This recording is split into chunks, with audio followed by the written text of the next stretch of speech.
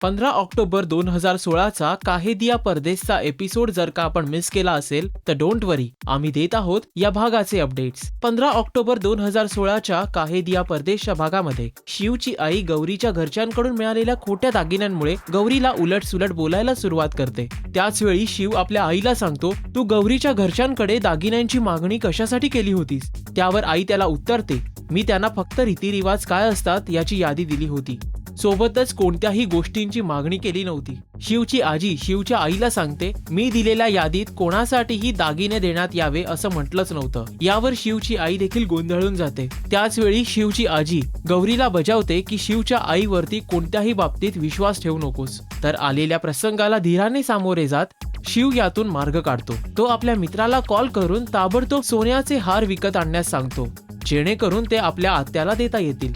शिवची आत्या आणि तिचे पती गौरीच्या घरच्यांकडून खोटे दागिने मिळाल्यामुळे शिवच्या वडिलांना आणि त्याच्या काकांना उलट-सुलट बोलायला सुरुवात करतात। त्याच वेळी शिवला त्याच्या मित्राचा कॉल येतो की मी दागिने घेऊन आलोय। शिव त्याला घरातील एका खोलीत बॅगेत ठेव असं सुचवतो।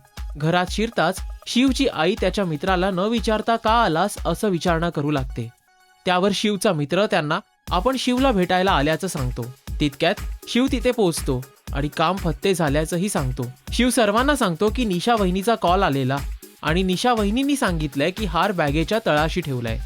तो बॅग पटांगणात घेऊन येतो आणि शिवची बहीण आणि आत्या हार शोधू लागतात। अखेर सर्वांना हार सापडतो, मात्र हार मिळताच शिवची आत्या आपल्या पतींना तो दाखवते। त्यावेळी ते सांगतात, हा हार असली आहे। मात्र शिवच्या मित्रांकडून चुकून दागिने खरेदी केल्याचं बिल खाली पडते आणि शिवच्या आईची नजर त्यावर जाते। तेव्हा शिव आईला समजावतो, हे मी तुझ्यासाठीच केलं, जेणेकरून तुला आत्याकडून उलट-सुलट ऐकायला मिळू नये।